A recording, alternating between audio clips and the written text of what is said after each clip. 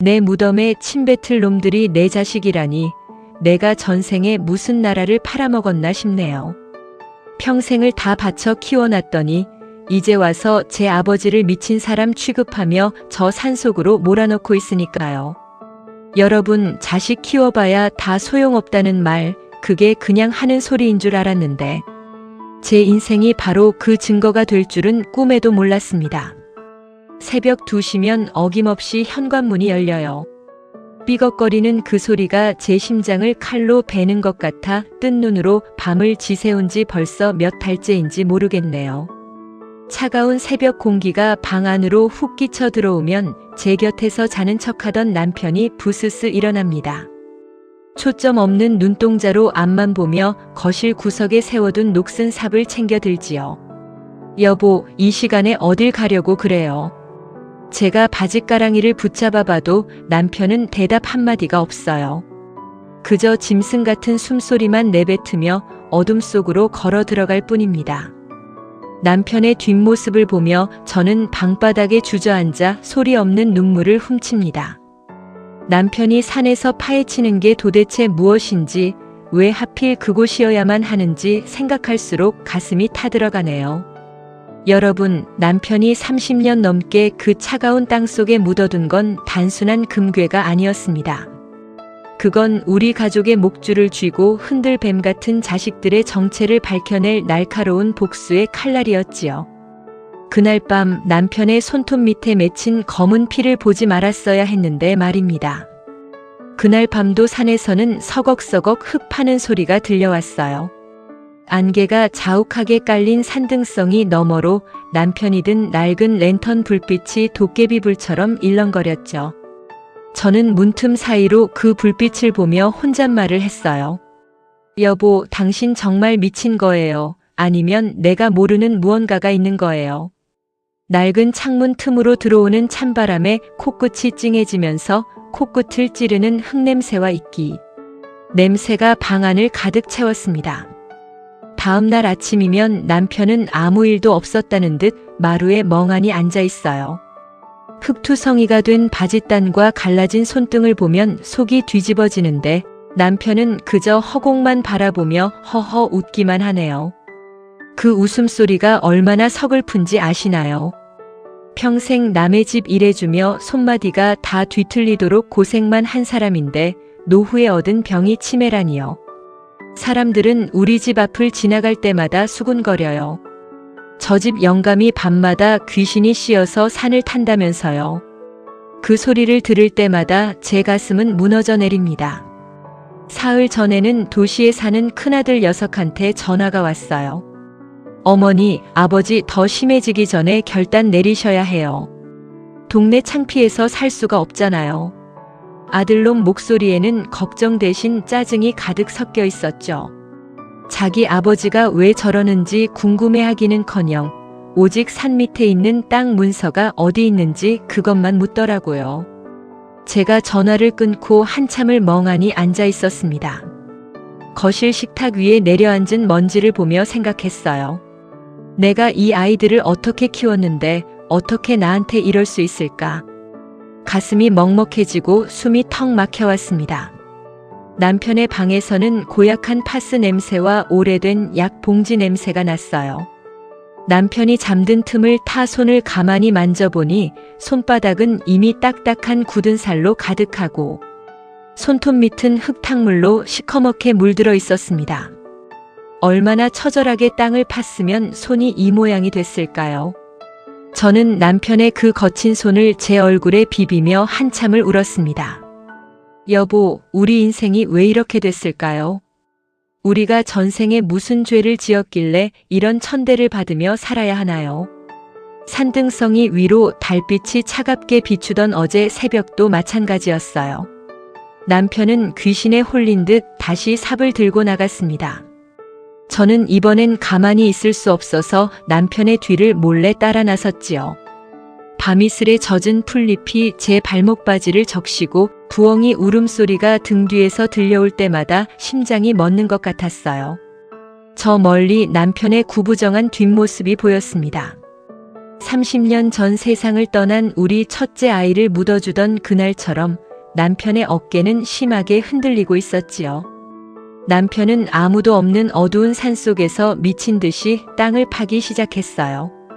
삼날이 돌에 부딪혀 불꽃이 튈 때마다 제 가슴도 함께 튀어오르는 것 같았습니다. 남편은 무엇을 찾으려는 걸까요?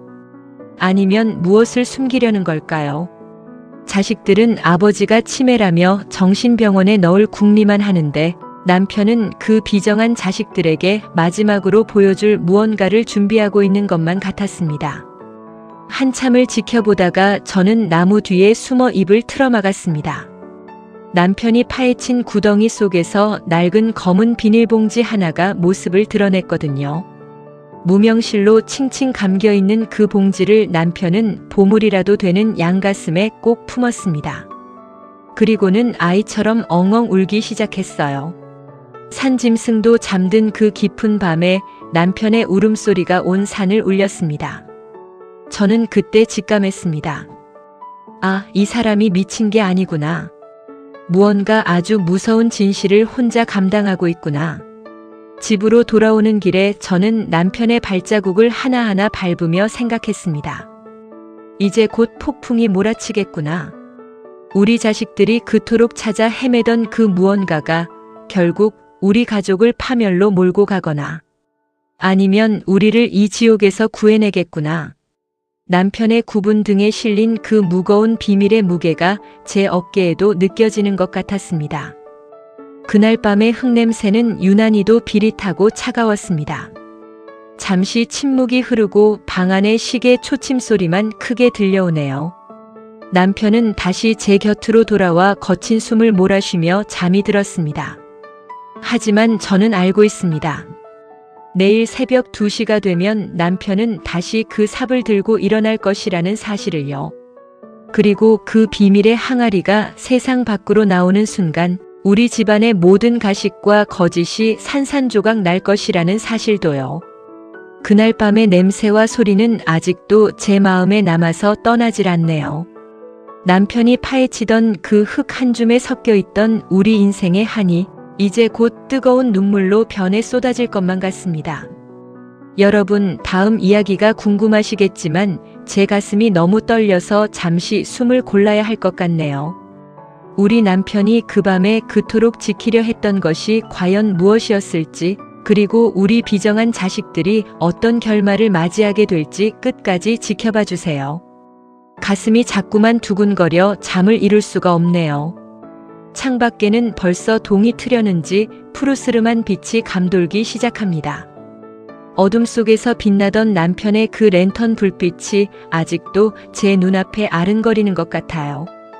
그 빛이 우리를 어디로 인도할지 저는 아직도 두렵기만 합니다. 그냥 그렇게 시간이 흘러가길 바랐는데 이제는 멈출 수가 없게 되어버렸네요. 그날의 흙냄새는 아직도 제 코끝에 맴도는 것 같습니다. 그날 아침 마당에 들어선 검은 차 소리가 제 심장을 덜컥 내려앉게 했어요. 자식들이 온다는데 반가움보다 두려움이 앞서는 인생이 참으로 서글펐지요. 차 문이 열리고 내린 장남 녀석의 얼굴에는 부모를 뵙는 설렘 같은 건 티끌만큼도 없었습니다. 입가에 걸린 억지 미소 뒤로 번뜩이는 그 탐욕스러운 눈빛을 저는 똑똑히 보았거든요. 며느리도 차에서 내리자마자 코를 킁킁거리며 집안의 퀴퀴한 냄새를 타박하기 시작했습니다. 어머니, 집에서 무슨 냄새가 이렇게 나요? 환기 좀 시키고 사세요. 며느리는 인사도 채 하기 전에 가방에서 비싼 향수를 꺼내 허공에 뿌려댔습니다. 코끝을 찌르는 독한 향수 냄새가 남편의 오래된 약 냄새와 섞여 제 속을 뒤집어 놓았지요. 아들 녀석은 마루에 멍하니 앉아있는 제 아버지를 보고는 한숨부터 푹 내쉬더군요. 아버지, 저 왔어요. 알아보시겠어요? 남편은 대답 대신 허허 웃으며 침을 흘렸습니다. 그 모습을 보는 아들의 눈엔 가여움이 아니라 귀찮음만 가득했습니다.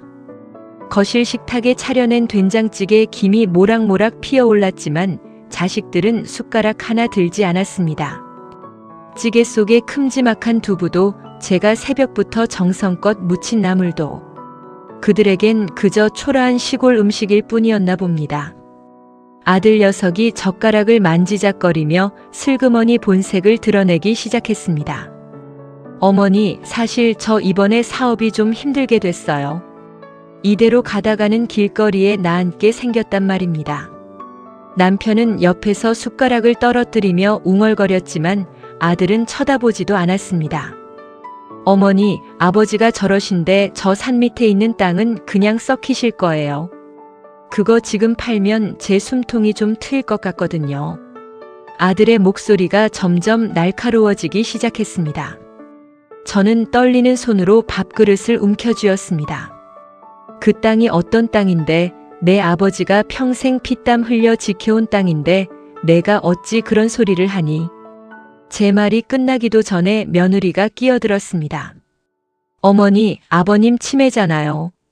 어차피 돌아가시면 다 아주버님 거 될 텐데 좀 일찍 당겨 쓴다고 생각하세요. 며느리의 그 차가운 말투에 가슴이 갈기갈기 찢어지는 것 같았습니다. 며느리는 제가 잠시 물을 뜨러간 사이 안방으로 들어가 서랍장을 뒤지기 시작했습니다. 달그락거리는 소리에 놀라가 보니 이미 서랍 속에 통장이며 인감도장 주머니가 바닥에 뒹굴고 있었지요. 너 지금 뭐 하는 거냐? 제 외침에 며느리는 눈 하나 깜짝하지 않고 대꾸했습니다. 어머니, 인감도장 여기 없어요. 아버님이 어디 숨겨두신 거 아니에요. 정신 없으신 분이 어디 엄한 데다 버린 건 아닌지 모르겠네. 그 당당한 태도에 제 손끝이 사르르 떨려왔습니다. 아들 녀석은 아예 남편의 멱살을 잡듯 어깨를 흔들어댔습니다. 아버지, 도장 어디 있어요? 그 산에 갈 때 가지고 가셨어요. 말 좀 해보세요. 정신 좀 차리시라고요. 남편은 고개가 꺾일 정도로 흔들리면서도 그저 헤헤거리며 웃기만 했습니다. 그 웃음이 비웃음인지 아니면 정말 아무것도 몰라 나오는 웃음인지 알 길은 없었지만 제 눈엔 피눈물이 고였습니다. 짐승만도 못한 놈들. 니들이 그러고도 사람 자식이냐? 제가 소리를 지르며 아들을 밀쳐냈습니다. 하지만 아들 녀석은 제 손길을 거칠게 뿌리쳤습니다. 어머니도 참 답답하시네요. 이대로 있으면 아버지는 정신병원 가셔야 해요. 그 돈으로 요양원 좋은데 보내드린다니까요. 그놈의 요양원 소리에 남편의 눈동자가 잠시 파르르 떨리는 것을 저는 보았습니다. 아들 부부는 거실 소파에 앉아 자기들끼리 수군거렸습니다. 밤마다 산에 가는 거 보니까 거기 어디 묻어둔 게 확실해. 오늘 밤엔 우리가 뒤를 밟아보자고. 그들의 대화는 부모의 안위가 아니라 오직 땅속에 묻힌 재물에만 쏠려 있었지요. 방 안의 공기는 얼음장처럼 차가워졌고 시계 소리만 유난히 크게 들렸습니다. 남편은 바지에 실수를 했는지 고약한 냄새가 풍겼지만 자식들은 인상을 찌푸리며 코를 막을 뿐 누구 하나 기저귀를 갈아줄 생각은 하지 않았습니다. 저는 굽은 허리를 펴며 걸레를 들었습니다. 방바닥을 닦으며 제가 한 생각은 단 하나였습니다. 내가 틀린 걸까? 내가 이 아이들을 이렇게 악마로 키운 걸까? 아니야, 난 내 방식대로 최선을 다했어. 그래도 마음이 흔들리네요. 저들이 정말 내가 배 아파 낳은 자식들이 맞는지 의심스러웠습니다. 해질녘 노을이 창가에 붉게 번졌지만 우리 집엔 어둠보다 깊은 절망이 내려앉았습니다. 아들 녀석은 마당에서 담배를 피우며 산등성이를 매서운 눈으로 노려보았고 며느리는 거울을 보며 화장을 고치고 있었지요. 그 모습이 마치 먹잇감을 기다리는 독사들 같았습니다. 저는 부엌 한 구석에서 남편이 챙겨둔 그 낡은 삽을 가만히 만져보았습니다. 여보, 오늘 밤에도 나갈 거예요. 저놈들이 당신 뒤를 쫓을 텐데 어쩌면 좋아요. 제 속삭임에도 남편은 코를 골며 깊은 잠에 빠져 있었습니다. 그날 저녁 식탁은 마치 장례식장 같았습니다. 찌개는 차갑게 식어버렸고 나물은 말라비틀어졌지요. 자식들은 핸드폰만 들여다보며 자기들끼리 낄낄거리다가도 제가 쳐다보면 금세 표정을 바꿨습니다. 그 가식적인 얼굴들을 보고 있자니 구역질이 올라올 것 같았습니다. 제가 평생을 바쳐 지어온 이 집이 이제는 숨막히는 감옥처럼 느껴졌습니다. 남편의 거친 숨소리만이 이 집의 주인은 여전히 우리라는 것을 증명해주는 것 같았지요. 밤이 깊어지자 자식들은 거실에 불을 끄고 숨을 죽였습니다. 남편이 움직이기만을 기다리는 그들의 숨소리가 뱀이 기어가는 소리처럼 들려왔습니다. 저는 안방 문고리를 꽉 쥐고 기도했습니다. 제발 아무 일도 없기를, 남편의 그 비밀이 저 독사들에게 들키지 않기를 간절히 바랐습니다. 하지만 시계가 새벽 2시를 가리키자 어김없이 남편의 방문이 열렸습니다. 삐걱거리는 그 소리가 오늘따라 유난히 날카롭게 공기를 찢었습니다. 남편은 다시 삽을 들고 어둠 속으로 나갔고 그 뒤를 죽일 듯한 기세로 따라 나서는 자식들의 그림자가 마당에 길게 늘어졌습니다. 저는 신발도 신지 못한 채 마루 끝에 서서 그 뒷모습을 바라보았습니다. 어둠 속으로 사라지는 그들의 모습이 마치 지옥으로 걸어 들어가는 사람들 같았습니다. 그냥 그렇게 시간이 흘러가 버리길 바랐는데 이제는 정말 끝을 봐야 할 때가 온 것 같네요. 그날 밤의 공기는 유난히도 차갑고 비릿했습니다. 마당에 남은 것은 자식들이 버린 담배꽁초와 독한 향수 냄새뿐이었지요. 저는 차가운 돛돌 위에 주저앉아 밤하늘을 올려다보았습니다. 별 하나 보이지 않는 그 캄캄한 하늘이 꼭 제 앞날 같아서 한숨만 나왔습니다. 남편이 산에서 파헤칠 그 무언가가 과연 저 독사들을 잠재울 수 있을까요? 아니면 더 큰 재앙을 불러올까요? 가슴이 자꾸만 두근거려 잠을 이룰 수가 없네요. 그날 식탁 위에 남은 된장찌개는 아직도 차갑게 식어가고 있는 것 같습니다. 그 산길을 다시 오르니 40년 전의 그 시리고 차가운 흙냄새가 다시 코끝을 스치네요. 세월이 흐르면 잊힐 줄 알았는데 자식 묻은 어미 가슴의 못은 시간이 흐를수록 더 깊게 박히기만 했단다. 밤이슬에 젖은 풀잎이 내 발목을 감아올 때마다 그때 그 작고 차가웠던 우리 아기의 몸뚱이가 내 팔에 닿는 것만 같아 자꾸만 발걸음이 멈춰졌지 뭐니. 40년 전 그해 봄은 유난히도 더디게 왔단다. 보릿고개라는 말이 얼마나 무서운 말인지 요즘 사람들은 모를 거야. 구곡가는 비어있고 산엔 먹을 수 없는 풀만 돋아나던 그 가혹한 시절에 우리 첫째 아이가 태어났단다. 제대로 먹지 못해 젖도 나오지 않는데 아이는 배가 고프다고 밤새 울어댔지. 나는 그저 빈 젖을 물리고 아이와 함께 울며 긴 밤을 지새우는 것밖에는 할 수 있는 게 없었단다. 그날은 유난히도 눈바람이 매섭게 불던 날이었어. 아이의 이마는 불덩이처럼 뜨거운데 해열제 한 알 사줄. 돈이 없어서 수건에 찬물을 적셔 닦아주는 게 전부였지. 남편은 일자리를 구하러 나갔다가 빈손으로 돌아와 문지방에 걸터앉아 고개만 푹 숙이고 있었단다. 방 안엔 찌든 가난의 냄새와 아이의 가느다란 신음소리만 가득했어. 나는 남편의 낡은 외투를 끌어당겨 아이를 감싸 안았지만 아이의 숨소리는 점점 잦아들었단다. 결국 그 작은 생명이 내 품에서 차갑게 식어갈 때 나는 비명조차 지를 수 없었단다. 너무나 슬프면 목소리도 나오지 않는다는 걸 그때 처음 알았지 뭐니.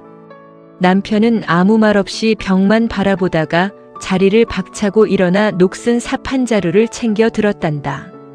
그리고는 아이를 감싼 그 낡은 보자기를 가슴에 꼭 품고 어둠 속으로 나갔어. 나도 신발도 제대로 신지 못한 채 남편의 뒤를 쫓아 산으로 향했단다. 산등성이에 도착했을 때 남편은 미친 사람처럼 얼어붙은 땅을 파내기 시작했어. 삼날이 딱딱한 땅에 부딪힐 때마다 불꽃이 튀고 쇳소리가 밤 공기를 갈랐단다. 남편의 손은 이미 피투성이가 되었지만 그는 멈추지 않았어. 임자, 내가 못나서 우리 새끼 이름 한번 못 불러보고 보내네. 남편의 목소리는 갈라진 논바닥처럼 거칠었고 그의 어깨는 짐승처럼 떨리고 있었단다. 묘비 하나 세워줄 돈이 없어서 우리는 그저 길가에 굴러다니는 돌덩이 몇 개를 얹어주는 게 고작이었단다. 남편은 그 작은 무덤 앞에 무릎을 꿇고 앉아 밤새도록 땅을 치며 울었어. 내가 돈만 있었어도, 내가 조금만 더 잘났어도 우리 새끼 이렇게 안 보냈을 텐데. 그 한 맺힌 울음소리가 산울림이 되어 내 가슴에 박혔지 뭐니. 그때 우리는 결심했단다. 죽어도 이 가난은 물려주지 말자고, 죽을 힘을 다해 남은 자식들은 번듯하게 키워내자고 말이야. 그날 이후 남편은 변했단다. 그전에도 무뚝뚝한 사람이었지만 아이를 묻고 내려온 뒤로는 입을 아예 닫아버렸어. 그저 소처럼 일만 하고 번 돈은 10원 한 장 허투루 쓰지 않았단다. 나는 남편이 우리 첫째를 잊은 줄 알았어. 아니, 잊으려고 저렇게 지독하게 구는 줄로만 믿었단다. 그런데 이제야 알 것 같아. 남편은 40년 동안 단 한순간도 그 작은 무덤을 잊은 적이 없었다는 걸 말이야. 지금 저 멀리서 삽질하는 남편의 뒷모습을 보렴. 40년 전 그날처럼 남편의 어깨는 여전히 무겁고 슬퍼 보이지 않니? 아들놈들은 아버지가 노망이 나서 산을 파헤친다고 욕을 하지만 내 눈에는 남편이 40년 동안 가슴에 묻어둔 그 미안함을 하나씩 꺼내놓는 것처럼 보인단다. 남편의 손톱 밑에 박힌 그 시커먼 흙이 사실은 우리 인생의 가장 아픈 기억들을 닦아내고 있는 것만 같아 가슴이 미어지는구나. 방 안의 서랍장을 열면 아직도 그때 아이가 입었던 베네저고리 냄새가 나는 것 같아. 낡고 해진 무명천이지만 버릴 수가 없어서 가슴 깊은 곳에 숨겨두었지. 남편이 밤마다 산에 오르는 건 어쩌면 그 아이에게 못다한 말을 전하러 가는 걸지도 몰라. 내가 이제야 너를 위해 무언가를 해줄 수 있게 되었다고 네. 엄마와 내 동생들을 지킬 힘이 생겼다고 말하러 가는 게 아닐까 싶어. 잠시 침묵이 흐르고 산새 소리만 처량하게 들려오네요. 우리 부부는 그렇게 평생을 아이의 무덤을 가슴에 품고 살았단다. 남들이 보기엔 그저 가난한 노인네들이지만 우리에겐 세상 무엇과도 바꿀 수 없는 아픈 보석이 저 산속에 묻혀있는 셈이지. 가슴이 먹먹해져서 더는 말을 잇기가 힘들구나. 그냥 그렇게 시간이 흘러갔다면 좋았을 텐데 왜 이제야 이 진실이 우리를 흔들어 놓는 것일까? 밤 공기가 차가워지니 그때 그 눈바람 치던 산등성이가 자꾸만 떠올라 눈시울이 붉어지네요. 남편의 저 삽질 소리가 멈추는 날, 우리 첫째 아이도 그리고 평생을 죄인처럼 살아온 우리 남편도 비로소 편안히 잠들 수 있을까 싶단다. 그날의 흙냄새는 40년이 지난 지금도 여전히 비릿하고 슬프게만 느껴지는구나. 우리 인생의 가장 추웠던 그 봄날이 아직도 내 마음속에서는 끝나지 않은 것 같아 하염없이 눈물만 흐른단다. 그 아이의 무덤가에 핀 이름 모를 들꽃을 볼 때마다 나는 남편의 얼굴을 떠올린단다. 거칠고 투박하지만 한결같이 그 자리를 지키는 꽃처럼 남편도 그렇게 평생을 우리 곁에서 버텨준 거니까요. 이제는 그 무거운 짐을 좀 내려놓아도 좋을 텐데 남편은 왜 아직도 저 차가운 땅을 파헤치고 있는 걸까요? 그 향이 아직도 마음에 남아서 떠나질 않네요. 그날 묻어준 것은 우리 아기뿐만이 아니라 우리 부부의 젊음과 웃음까지도 함께였던 것 같습니다. 그날 우리 마당에 울려 퍼진 그 날카로운 사이렌 소리는 내 남은 수명까지 다 깎아먹는 것만 같았단다. 평생 남한테 해끼치지 않고 정직하게만 살아온 우리 집 대문 앞에 하얀 앰뷸런스가 들이닥칠 줄이야 꿈에나 생각했겠니? 동네 사람들 다 들으라고 요란하게 울려대는데 내 심장은 이미 발밑으로 툭 떨어져 버렸지 뭐니. 아들 녀석은 창피한 줄도 모르고 대문을 활짝 열어젖히며 흰 가운 입은 사람들을 집 안으로 불러들였단다. 어머니, 이제 다 결정된 일이니까 방해하지 마세요. 이게 다 아버지한테도 좋고 우리 가족 다 사는 길이에요. 아들놈의 목소리는 얼음장보다 차가웠고 옆에 선 며느리는 먼지가 묻을까봐 옷깃을 여미며 인상만 쓰고 있었지. 나는 아들의 바짓가랑이를 붙잡고 매달렸단다. 얘야, 내 아버지가 집 떠나면 금방 돌아가시는 거 몰라서 그러니 제발 한 번만 다시 생각해 주렴. 하지만 내 손길을 뿌리치는 아들의 힘은 너무나도 억세고 무정했단다. 방 안에서 멍하니 앉아있던 남편은 낯선 사람들이 들이닥치자 짐승처럼 울부짖기 시작했단다. 그 소리가 얼마나 처절했는지 마당의 대추나무 가지가 다 부들부들 떨리는 것만 같았어. 아들과 장정들이 남편의 양팔을 붙잡고 억지로 끌고 나오는데 남편은 버티려고 문지방을 손톱이 빠지도록 꽉 움켜쥐었단다.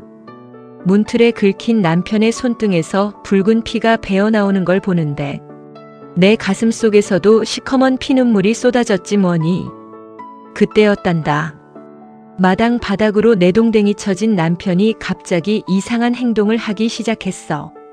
흙바닥을 두 손으로 미친 듯이 파헤치더니 시커먼 흙을 한 움큼 집어 입안으로 밀어넣는 게 아니겠니? 우걱우걱 흙을 씹으며 남편은 눈을 뒤집고 짐승 같은 소리를 냈단다. 그 모습을 본 며느리는 소리를 지르며 뒤로 물러났고 아들 녀석은 혐오스럽다는 듯 고개를 돌려버렸어. 아이고, 저 노인네 진짜 갈 때까지 갔네. 이젠 흙까지 처먹으니 어떡하면 좋아. 며느리의 그 비웃음 섞인 말 한마디가 내 심장에 대못을 박았단다.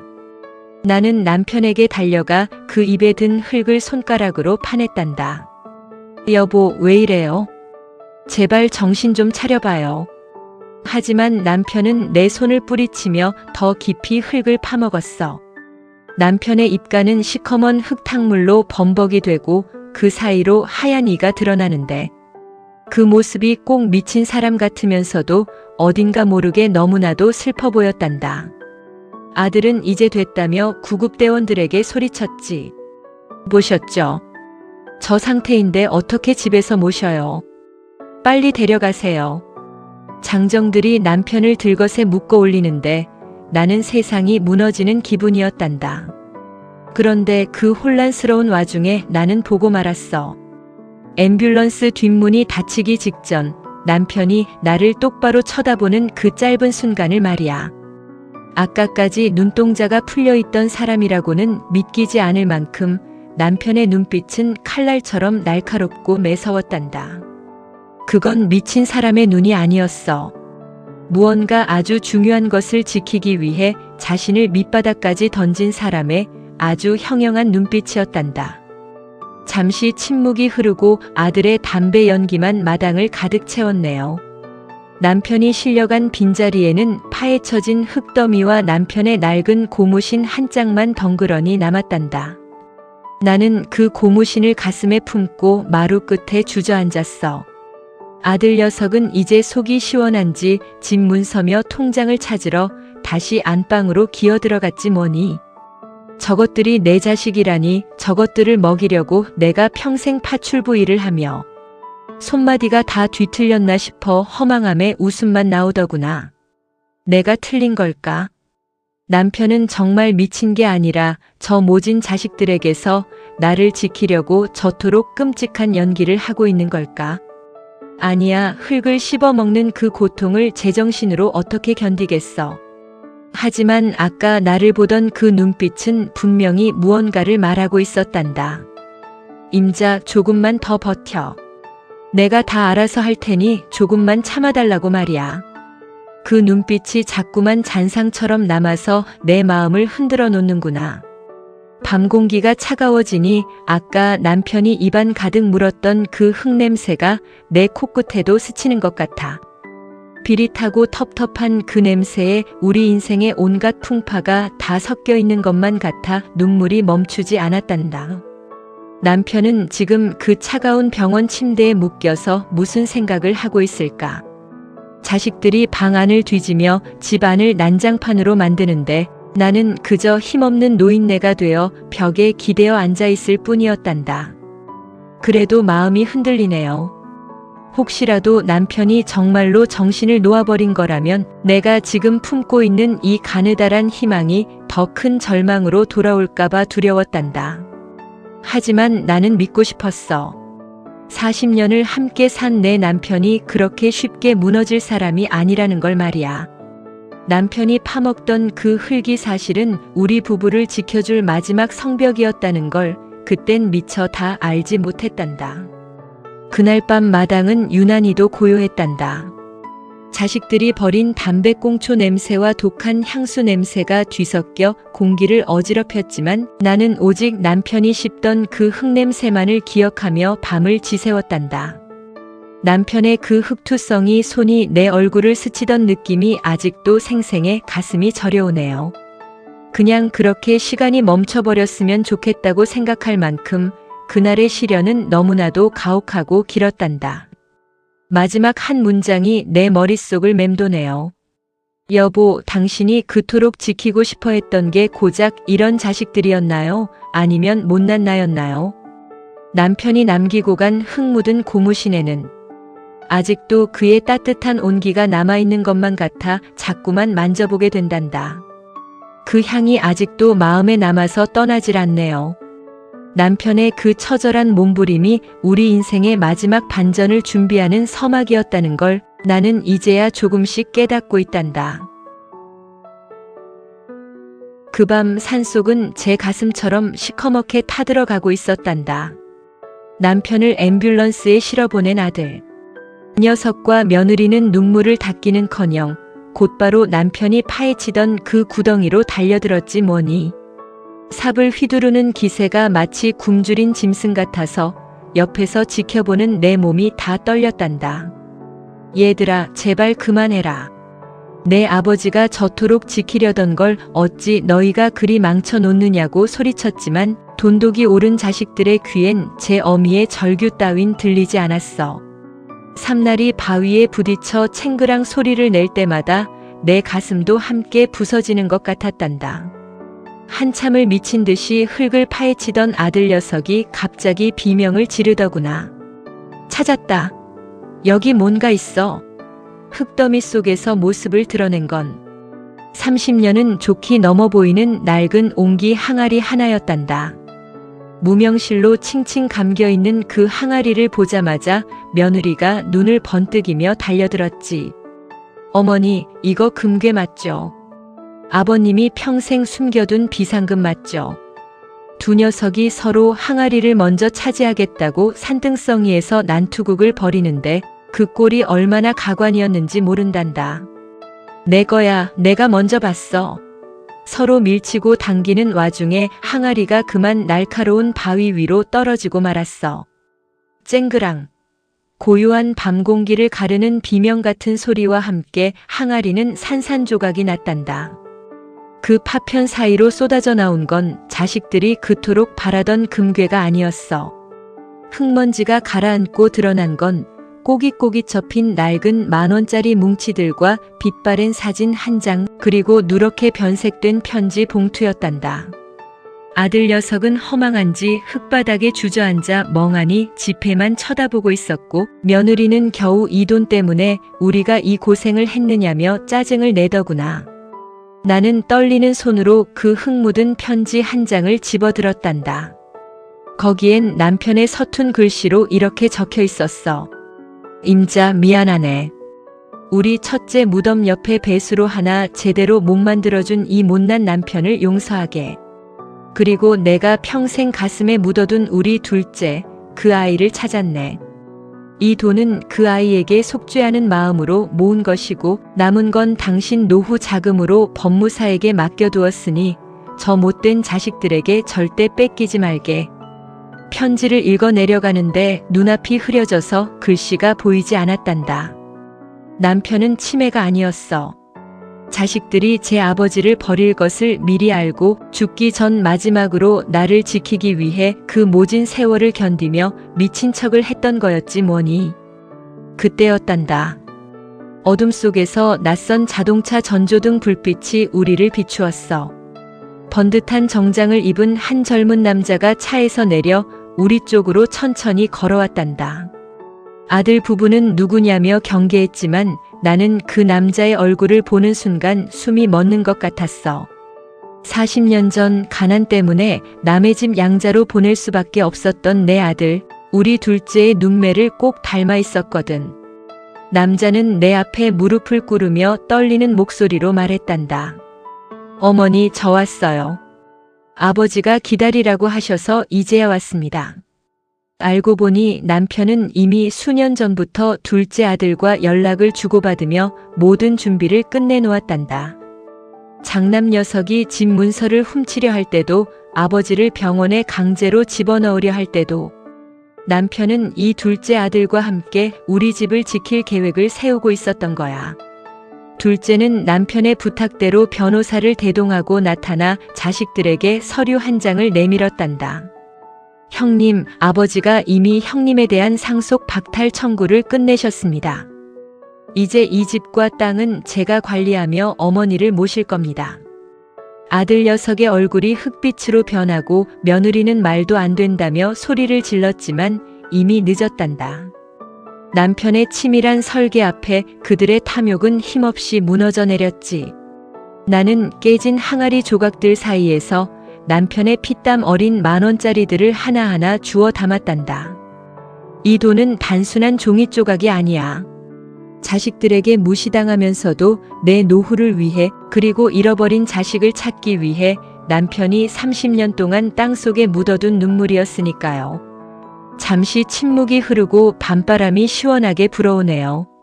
산 아래에서는 여전히 마을 사람들이 수군거리는 소리가 들리는 듯 했지만 제 마음은 40년 만에 처음으로 맑게 갠 하늘처럼 개운해졌단다. 자식들은 끝까지 돈을 내놓으라며 발악을 했지만 번듯하게 성공해서 돌아온 둘째 아들의 위험 앞에 결국 쫓겨나듯 산을 내려갔지 뭐니. 그들의 뒷모습을 보며 나는 시원섭섭한 마음보다 이제야 남편의 깊은 사랑을 깨달았다는 안도감에 펑펑 울었단다. 내가 틀린 게 아니었어. 내 남편은 미친 게 아니라 세상에서 가장 현명하고 따뜻한 가장이었던 거야. 자식들의 칼날 같은 배신을 온몸으로 막아내며 흙을 씹어먹는 고통까지 견디며 나를 지켜낸 거였어. 그 항아리가 깨지던 순간 우리 집을 덮고 있던 지독한 어둠도 함께 깨져나간 것만 같아 가슴이 뻥 뚫리는 기분이었단다. 그냥 그렇게 시간이 흘러갔다면 우리는 영원히 서로를 원망하며 죽었겠지. 달빛이 비추는 산등성 위에 서서 나는 둘째 아들의 손을 꽉 잡았단다. 얘야, 내 아버지가 너를 얼마나 보고 싶어 했는지 아니? 내 아버지가 이 차가운 땅을 매일 밤 파헤치며 내 이름을 불렀단다. 아들은 내 어깨를 감싸 안으며 같이 울어주었어. 어머니, 이제 걱정 마세요. 제가 아버지 모셔오고 어머니 평생 편안하게 해드릴게요. 그 말 한마디가 지난 40년의 한을 눈 녹듯 녹여주었지 뭐니. 마지막 한 문장이 내 마음에 깊게 새겨지네요. 여보, 당신 정말 고생 많았어요. 이제 삽 같은 거 들지 말고 나랑 같이 저 노을 보면서 편히 쉬어요. 남편이 묻어둔 항아리는 깨졌지만 그 속에 담겼던 진실한 사랑은 이제야 우리 가족의 마당에 꽃으로 피어날 준비를 하고 있는 것 같습니다. 그 향이 아직도 마음에 남아서 떠나질 않네요. 남편의 그 거친 손등 위에 이제는 따뜻한 햇살만 가득하길 간절히 기도해 본단다. 독사 같던 자식들이 떠난 마당에는 싸늘한 밤바람만 맴돌았단다.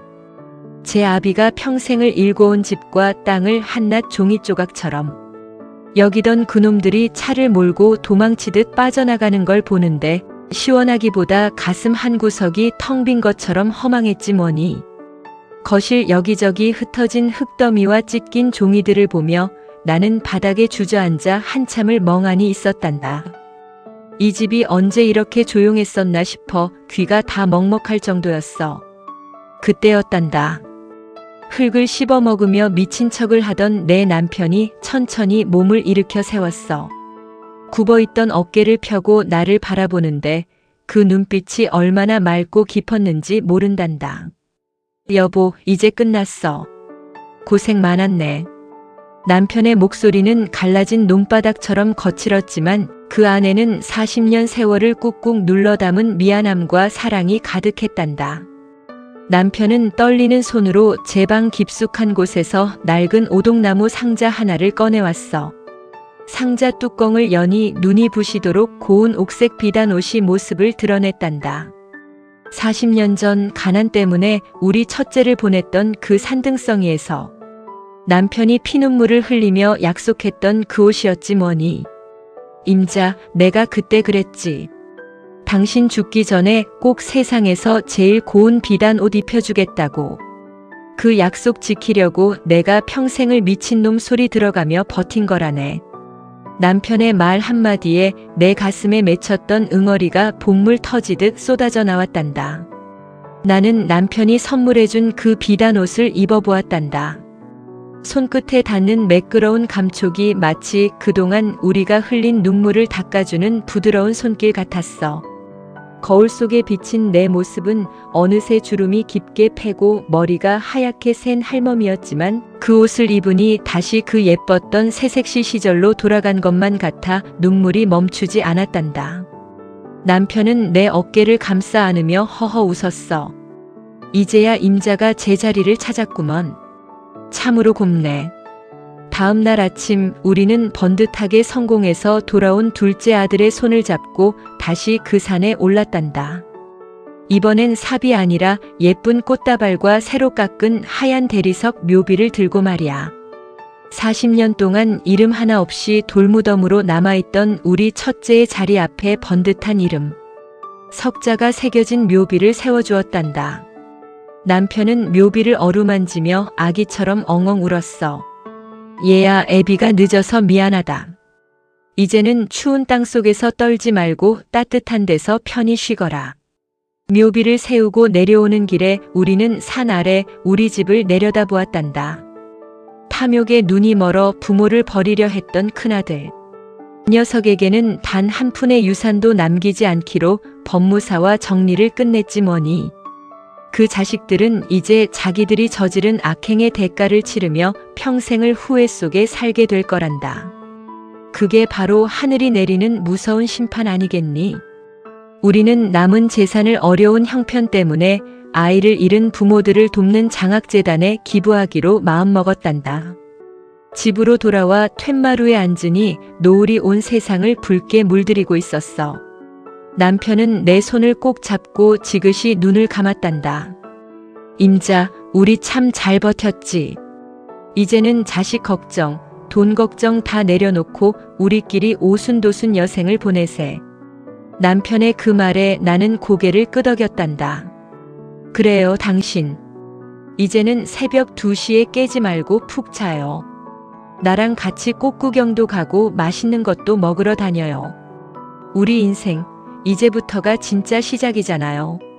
잠시 침묵이 흐르고 평화로운 새소리만 마당을 가득 채우네요.